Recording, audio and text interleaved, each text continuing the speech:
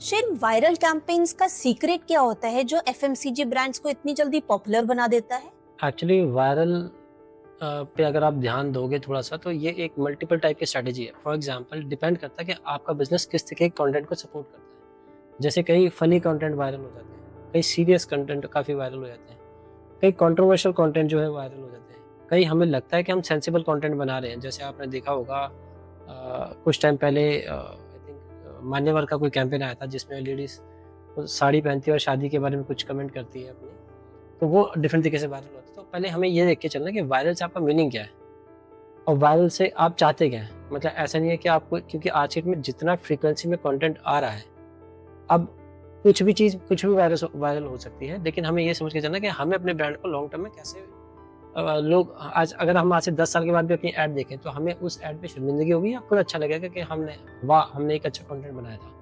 तो हमें इस सेगमेंट के बारे में थोड़ा सा सोचना चाहिए, रादर देन हम माइंडलेसली वायरल के चक्कर में कुछ भी ऐसा बनाते हैं कि हमें बाद में लगे कि ये हमारे ब्रांड को ढंग से रिप्रेजेंट नहीं कर रहा। इसका आप एक एग्जांपल देखेंगे, अगर आप ने अमूल की सबसे पहली 1 या 2 ऐड देखी होगी जो कि आई थिंक 1970 के आसपास आई हुई है, तो मुझे नहीं लगता वो उस ऐड को अपने कहीं पे भी पब्लिश करना चाहेंगे या आज के डेट में दिखाना चाहेंगे, क्योंकि वो ऐड का मीनिंग ही टोटली अलग था। अगर आप इस ऐड के बारे में जानना चाहते हैं तो आप उनकी वेबसाइट पे जाके देख लीजिए कि उनकी अर्ली एड्स कैसी थी।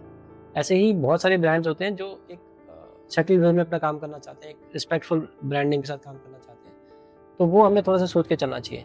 लेकिन अगर हम आज के ट्रेंडिंग एस्पेक्ट्स में बात करें तो अगर आपका जो प्रोडक्ट है वो कस्टमर की इमोशनल नीड को फुलफिल कर रहा है और आपकी टारगेट ऑडियंस के अकॉर्डिंगली बना हुआ है, जिस तरीके से जिस पर्टिकुलर सेगमेंट के अकॉर्डिंगली आप उस कस्टमर को पॉपुलराइज करना चाहते हैं, तो मैं बोलूँगा मीनिंगफुल वायरल डेफिनेटली होता है। मीनिंगफुल मतलब जो लॉन्ग टर्म में या शॉर्ट टर्म में आपको धंधा देंगे या आपको बिजनेस देंगे, उस केस में डेफिनेटली वायरल होगा। मे बी बहुत ज़्यादा फैंसी ना लगे, लोग मे बी शायद लाखों करोड़ों लोग उसके बारे में बात ना कर रहे हो, क्योंकि लाखों करोड़ लोग बहुत सारी स्टुपिडिटी के बारे में बात करते हैं। तो अगर आप स्टुपिडिटी के सेंस में वायरल कह रहे हैं तो वो बहुत कम है, लेकिन सेंसिबल जो वायरल चीज़ें होती हैं उसमें बहुत टाइम, एनर्जी, एफर्ट लगता है और ये मैं बोलूँगा वो कई सालों की तपस्या है, जिसके बाद वैसा कुछ कंटेंट कभी-कभी निकल के आता है जिसे आप मतलब वायरल कह सकते हैं। अदरवाइज़ आप देखेंगे फेविक्विक की एक ऐड का हम एग्जांपल लेते हैं। आपने नोटिस किया होगा जो फेविक्विक की बहुत इनिशियल एक ऐड आई थी जिसमें ओकोटो मूडू रंडू आयदू करके चिपकाता है, डंडी में लगाता है और चिपक के आती है। आज तक उसके मुकाबले की कितनी ऐड आई है फेविक्विक के केस में या अदर ब्रांड के केस में? कोई नहीं आई है। वो एक मीनिंगफुल था और अच्छा कंटेंट था और फनी भी था, तो फनी के केस में लोगों को याद भी है। लेकिन वैसा कंटेंट मतलब कई सालों में भी एक बार बन सकता है। तो it will take time to create a good content, good viral content which people will remember for generations. But अगर आप कुछ भी बना के बस चाहे बदनाम ही सही नाम ही हो जाए, तो वैसा कुछ करना चाहते हैं तो उसके लिए फिर कंट्रोवर्शियल टॉपिक उठाने पड़ते हैं, कंट्रोवर्शियल सब्जेक्ट उठाने पड़ते हैं और डिफरेंट डिफरेंट तरीके की चीज़ में जाना पड़ता है जो बैकफायर भी कर सकती है। तो मैं बोलूँगा वायरल एक दो-धारी तलवार है। अब आपको कैसे चलानी है, आपको वो सोच के चलना है। तो आपको क्या लगता है, ये कहना सही होगा कि इमोशनल अपील एंड पर्सनलाइजेशन की वजह से ही कैंपेन्स वायरल हो जाते हैं?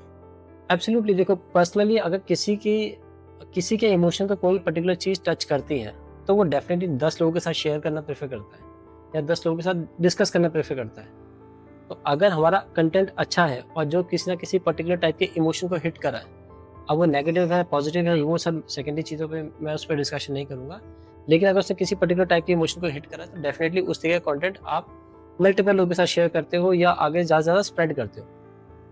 तो अगर पर्सनलाइज कंटेंट है और पर्सनली किसी इमोशन को टच कर रहा है तो डेफिनेटली वो चीज़ वायरल करेगी ही करेगी और लोग नेचुरली उसको स्प्रेड करेंगे उस इन्फॉर्मेशन। क्या आपने भी अपने ब्रांड के लिए इन पॉइंट्स का ख्याल रखा है? क्या आपने कभी सोचा है कि ऐसे वो कौन से पॉइंट्स हैं जो आपकी ऑडियंस के इमोशनल पॉइंट को ट्रिगर करते हैं?